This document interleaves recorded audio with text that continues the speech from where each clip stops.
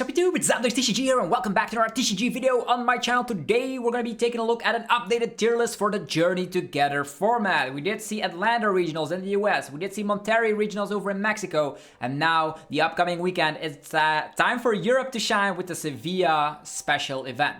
This is going to be a very big tournament for Europeans to get a chance to get some more points for their Worlds Invite, so it's very important. Also, there's a special event in South Africa and maybe even a League Cup around you. So these are going to be decks we're going to be talking about here that are very good, so you know where they're ranked currently in my personal opinion. So if your opinion is different, let me know down below in the comment section, and also let me know what your favorite deck is currently. For me, strangely enough, it is Raging Bolt. Don't ask me why, but it is what it is. So we're going to be diving into this video. But first of all, if you guys are new to the channel, consider subscribing. You're going to get more Pokemon TCG videos like this. And if you enjoy videos like these as well, let me know by rocking the hell out of the like button. Helps a ton. So let's get, the elephant in the room here. It's going to be a Dragapult EX.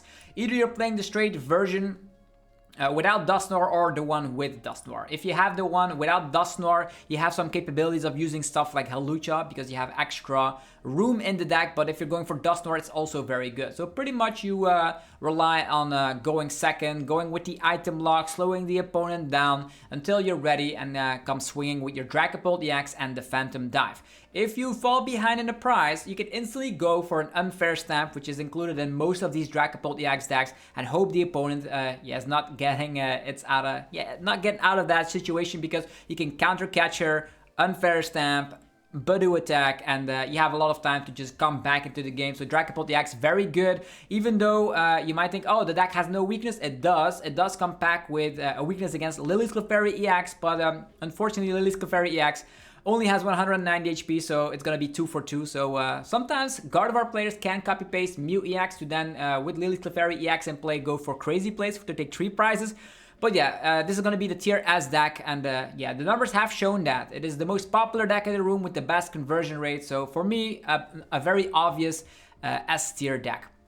Next is going to be Gardevoir. This is way better than I initially thought in the Journey Together format. Gardevoir is still alive and it has 2 regional wins upon its name. The reason why I'm not putting it any higher is I don't know if it's the deck that is very that crazy good, or if it's the players, because Henry Chow, an amazing Gardevoir player, Brent Tonneson winning as well in Monterrey in Mexico, also amazing player. So that really puts some height and weight on the deck. So Gardevoir EX still around. I don't know if it can copy paste that results once again, but people are playing Jamming Tower. So you need to be careful of the fact that Gardevoir will now be countered. So I cannot put it as an S tier deck, as it has won 2 regionals, so that means that people will definitely tech for it.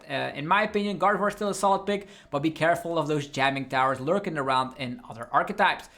Moving forward, I'll be putting Raging Bolt, I'll put it in a tier B. I want to put it higher, but it hasn't proven itself worthy in Atlanta regionals. It has had a very, very bad conversion rate, moving off the face of the earth in the day 2 charts. So there's that. But in Monterrey regionals, there were 2 of these getting into top 16. So there is some merit to the deck. You have a great time against upcoming new decks like the Blissey deck that was popularized. You can one-shot anything, so you don't have any issues with that, whether it's a big Archaludon, whether if you're up against a Blissey EX, it doesn't matter, or a Terapagos with some Bouffalant defensive powers and a Bravery Charm. You can one-shot everything with the Bellowing Thunder. It's a very consistent list because now you come back with the Noctiles and the Jewel Seeker, and the cool thing with this deck is that Fan Rotom is also one of the strongest attackers, in my opinion, in the deck. So test out Raging Bolt. I actually played a cup last weekend. I got second with it, so there's definitely something with Raging Bolt currently, so it might be even better than I personally give it credit for now.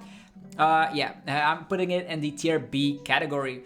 Moving forward, let's talk about Goldengo. I'll put that in tier A. Goldengo is actually very good. It actually got like I would say 4 slots in the top 16. Whether you're playing Goldengo with the Dunsparce, with Dragapult EX, or just straight Goldengo, I'm just putting them all together here in tier A. Goldengo, very strong. You of course can use Cypher Maniac to get any 2 cards on the top of the deck, and you can draw them out instantly with coin bonus.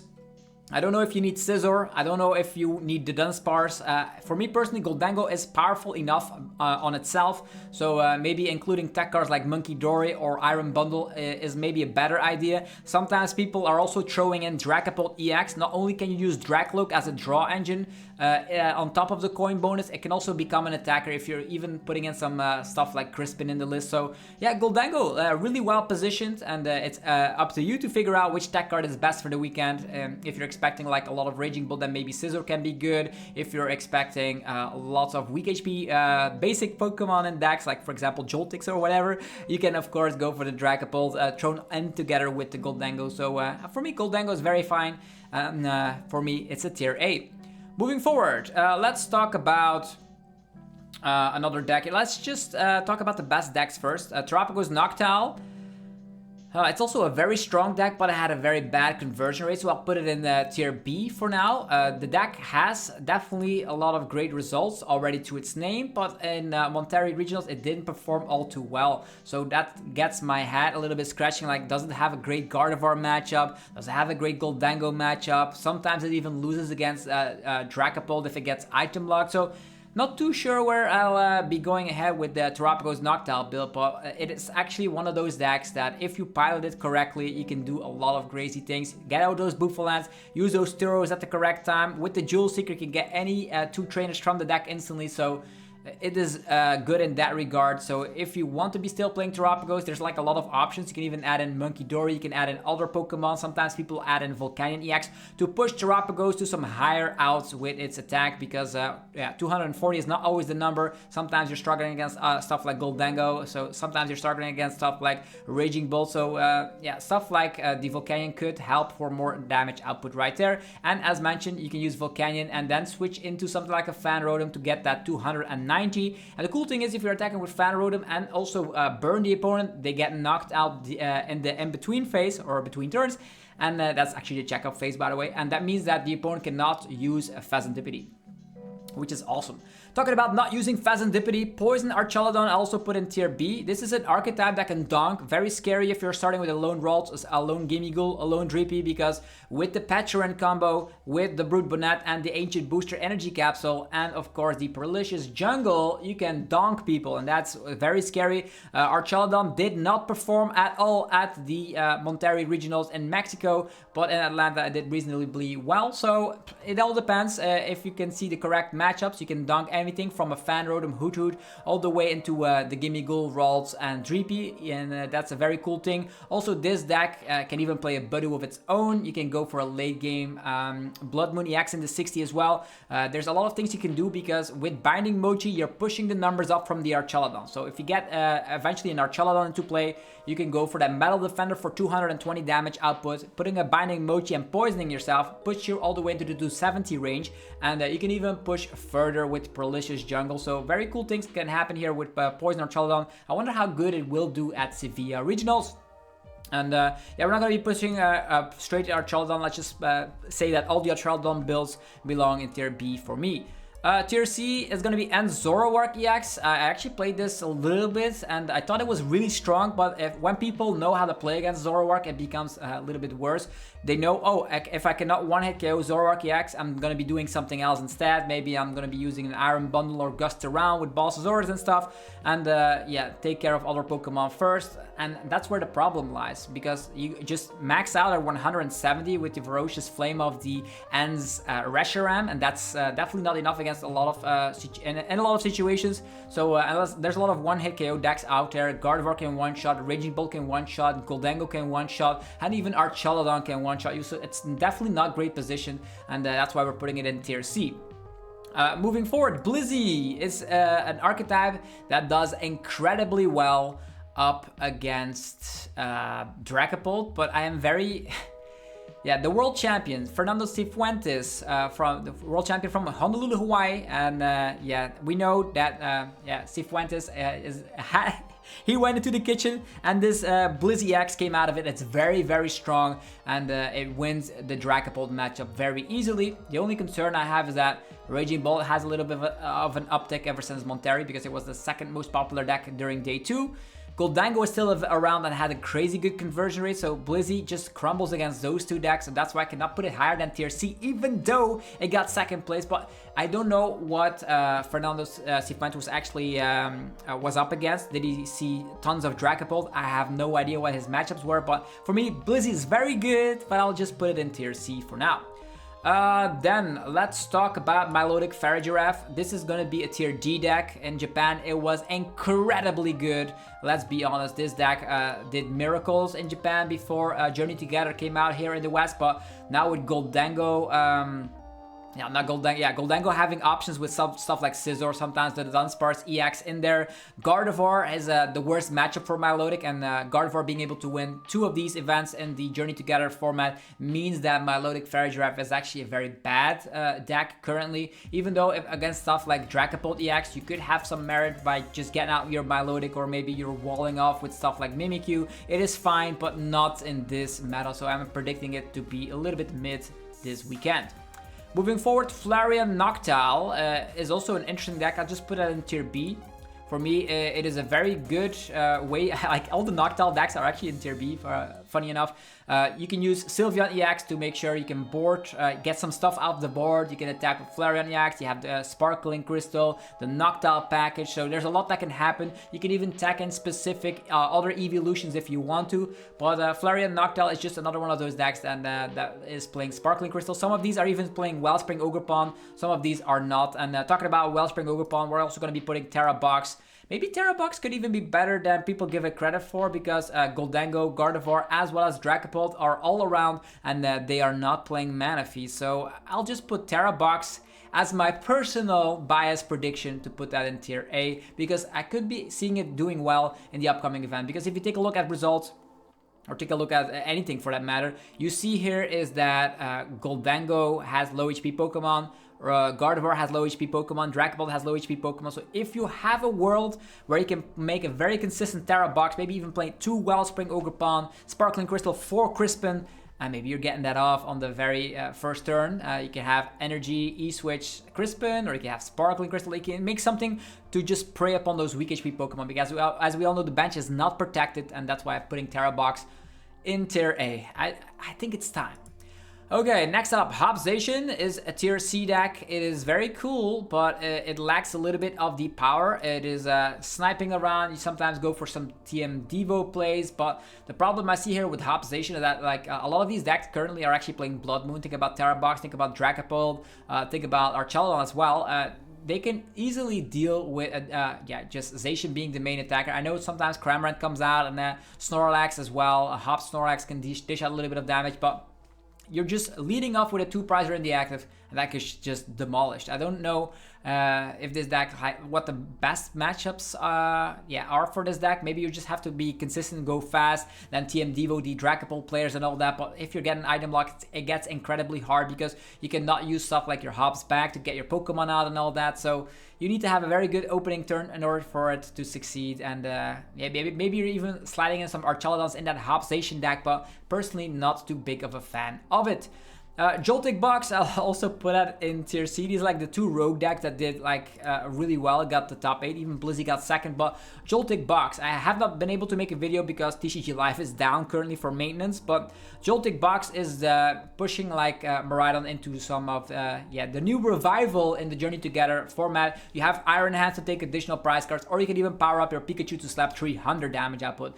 In that sense, stuff like the Blissey will need the rigid band, otherwise they will also lose against stuff like this. So that's why these decks are actually very interesting, right? Also, when I played against a Joltik Box over when I was playing Terapagos, I could just one-shot easily the Pikachus because they had Volcanion in the Terapagos Noctowl deck. So I don't know, this deck is a little bit gimmicky, but it could actually work, because if you have an Iron Hands does not go down quite easily.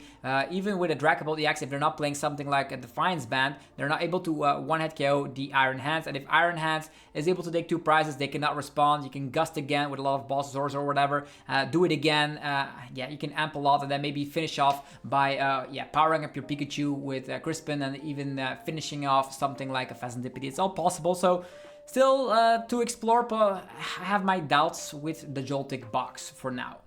Moving forward, let's talk about Roaring Moon. I also will put Roaring Moon in tier C, I guess. Roaring Moon did quite well with the Dunsparce engine and the Neutralization Stadium, so that's the only reason why I'm putting it in tier C, because it had a high placement, but it was not showing up in high numbers. Will it be better for this event?